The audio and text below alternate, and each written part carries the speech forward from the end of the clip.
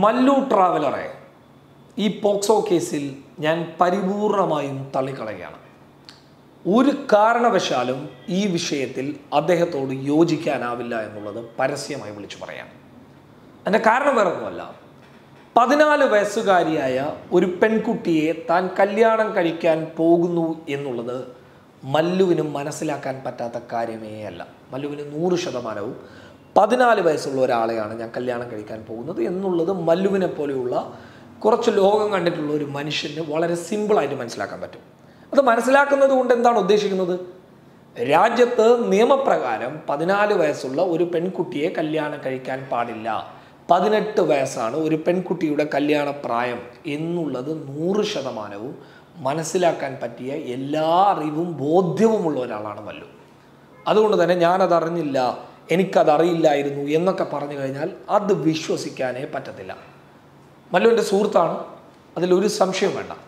പക്ഷേ അതിൻ്റെ പേരിൽ എല്ലാ കാര്യങ്ങളെയും നമുക്ക് യോജിക്കാനും അയാളുടെ കൂടെ നിൽക്കാനും നമുക്ക് പറ്റത്തില്ല. കാരണം ഓരോ കേസിൻ്റെ മെറിറ്റ് അനുസരിച്ചിട്ട് നമുക്ക് എന്ത് ചെയ്യേണ്ടി വരും, അതിൻ്റെ ഭാഗങ്ങളിൽ നിന്ന് സംസാരിക്കേണ്ടി വരും. കാരണം ഇവിടെ ഈ പോക്സോ കേസിൽ 100% ആ പെൺകുട്ടി കൊടുത്തിട്ടുള്ള മൊഴി അത് വളരെ ഗുരുതരമായിട്ടുള്ള മൊഴിയാണ്. ആ മൊഴിയെ ഞാൻ ഒരിക്കലും നിസ്സാരമായിട്ട് കാണില്ല. അത് വളരെ ഗുരുതരമായിട്ടുള്ള മൊഴിയാണ്. അതിനു മുൻപ് ഈ കേസിൻ്റെ കാര്യങ്ങളിലേക്കൊക്കെ കടക്കാം. അതിനു മുൻപ് ഞാൻ ധർമ്മടം പോലീസ്, ഈ കേസ് FIR രജിസ്റ്റർ ചെയ്തിട്ടുള്ളത് ധർമ്മടം പോലീസിലാണ്. ഇപ്പോൾ കേസ് നിലവിൽ അന്വേഷിക്കുന്നുള്ളത് ഇരിട്ടി പോലീസാണ്. അപ്പോൾ അതിൻ്റെ കാരണം മല്ലുവിൻ്റെ വീടുള്ളത് ഇരിട്ടി ഭാഗത്തായതുകൊണ്ട്. അപ്പോൾ അതുകൊണ്ട് തന്നെ ഈ ധർമ്മടം പോലീസ് സ്റ്റേഷനിലെ ഉദ്യോഗസ്ഥൻ പറയുന്നു, അദ്ദേഹമായിട്ട് ഞാൻ സംസാരിച്ചതിൻ്റെ ഒരു ഓഡിയോ റെക്കോർഡ് ഞാൻ ഇവിടെ വെക്കാം. FIR ഇട്ടത് ധർമ്മടത്താണ്, ഇരിട്ടിയിലാണ്. ഇരിട്ടി പോലീസിനാണ് നിലവിൽ അന്വേഷണ ചുമതല.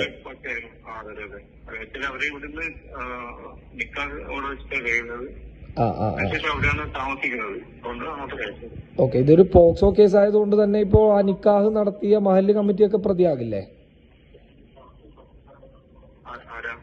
ഈ നിക്കാഹ് നടത്താൻ നിന്ന ആളുകളൊക്കെ ഇതിന്റെ പ്രതിയാകുമല്ലോ സ്വാഭാവികമായിട്ടും. ആവുമല്ലേ?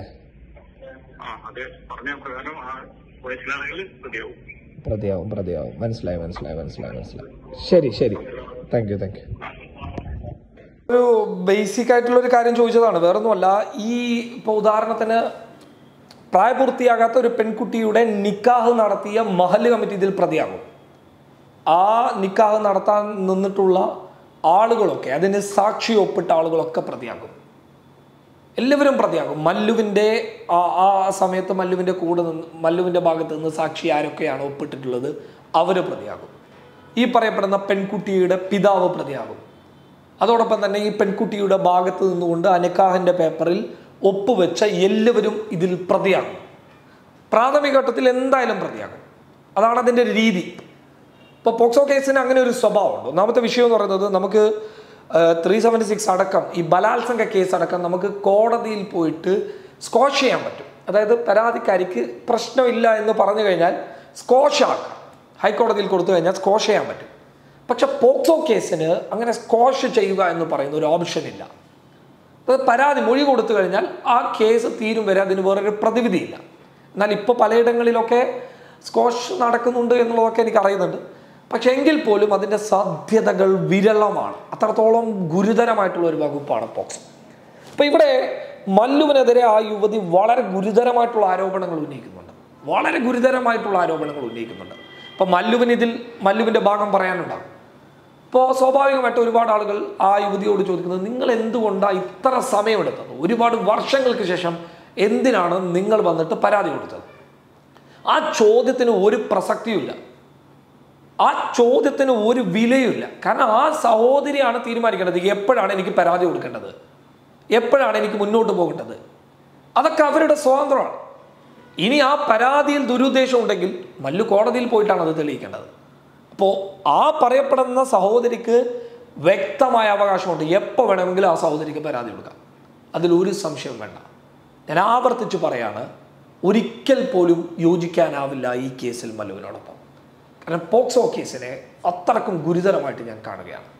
കാരണം ഞാൻ ആ കേസുകളിൽ വിട്ടുവീഴ്ചയ്ക്ക് ഒരു കാരണവശാലും നിൽക്കാത്ത ഒരാളാണ്. ഇപ്പോൾ നമ്മുടെയൊക്കെ നാടുകളിൽ ഇങ്ങനെയുള്ള സംഭവങ്ങളൊക്കെ സംഭവിച്ചു കഴിഞ്ഞാൽ ഞാൻ അവരോട് പോയി കേസ് കൊടുക്കാൻ പറയാം. കാരണം കുട്ടികളെ ഉപദ്രവിക്കുക, കുട്ടികളെ ചൂഷണം ചെയ്യുക എന്നുള്ളവർക്കൊന്നും മാപ്പ് കൊടുക്കാൻ പാടില്ല എന്നത് തന്നെയാണ് എൻ്റെ പോളിസി. അതാരും ചെയ്തു കഴിഞ്ഞാലും, അതാരായി കഴിഞ്ഞാലും വിടാൻ പാടില്ല എന്നുള്ളതാണ്. ഇപ്പോൾ ഇവിടെ മാതാപിതാക്കളാണ് ശ്രദ്ധിക്കേണ്ടത്.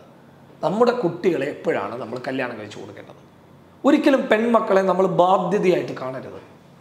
ഒരു ഇപ്പോൾ പലയിടങ്ങളിലും ഒരു പെൺകുട്ടി പ്രസവിക്കുമ്പോൾ ഇനി ടെൻഷനാണ് എന്ന് ചിന്തിക്കുന്ന ഒരു അവസ്ഥയുണ്ടാകുന്നു. എന്തിനാണ് അങ്ങനെ ചിന്തിക്കുന്നത്? ആ ചിന്ത പോലും ശരിയല്ല.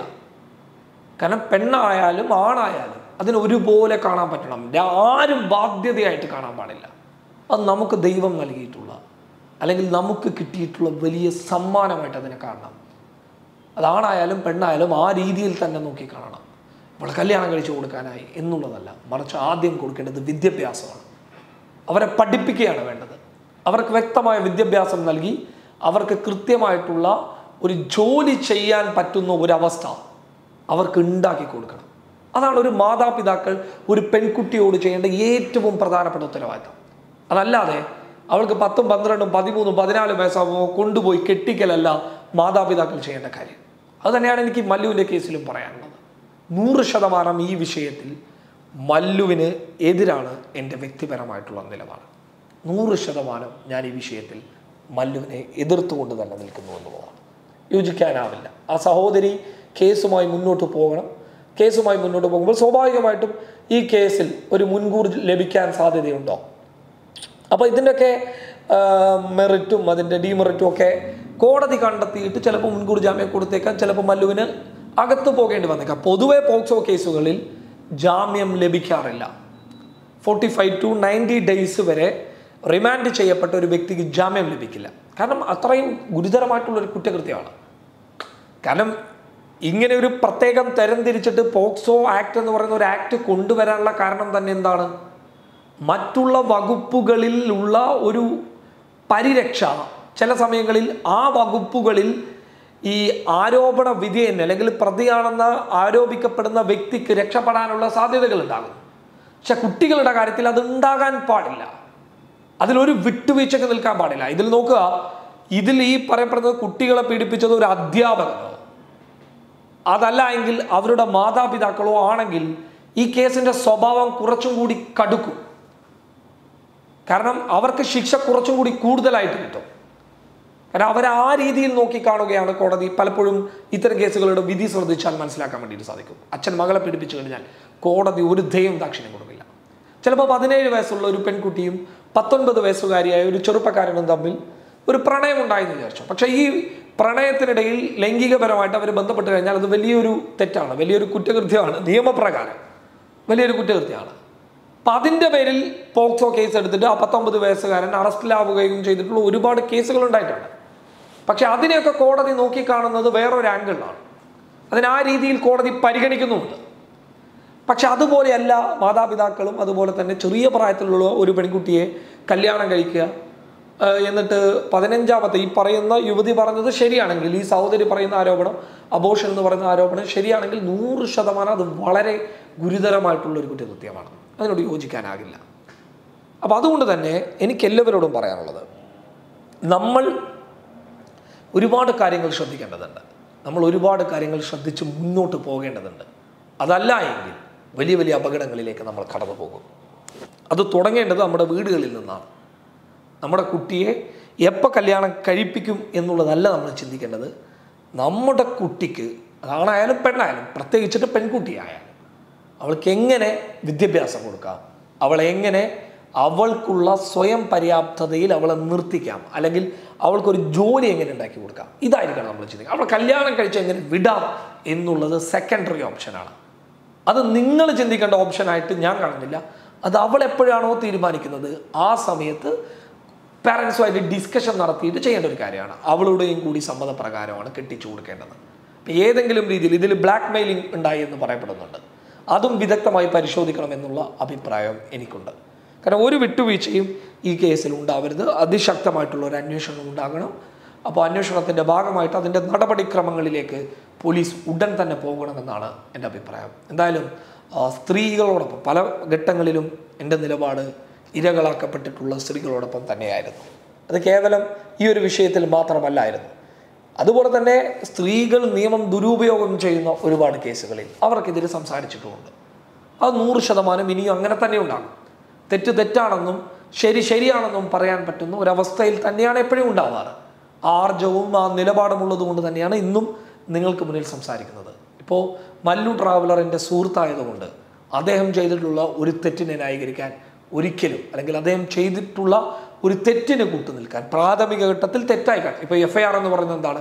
പ്രാഥമിക ഘട്ടത്തിൽ അതിൽ ഗുരുതരമായിട്ടുള്ള ഒരുപാട് വകുപ്പുകളുണ്ട്. അപ്പോൾ പ്രാഥമിക ഘട്ടത്തിൽ FIRനെ മാനിക്കുക എന്നുള്ളതിനോട് ഞാൻ യോജിക്കുന്നു.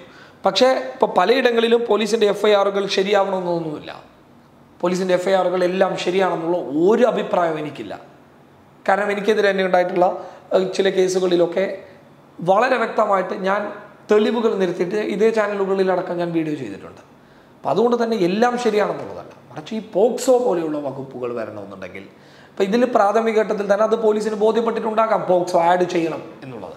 എന്തായാലും ഈ വിഷയത്തിൽ എല്ലാ രീതിയിലും ആ സഹോദരിക്കൊപ്പമാണ് എൻ്റെ നിലപാടെന്നുള്ളത് ആവർത്തിച്ച് ഇവിടെ പറയുകയാണ്. News desk public Kerala.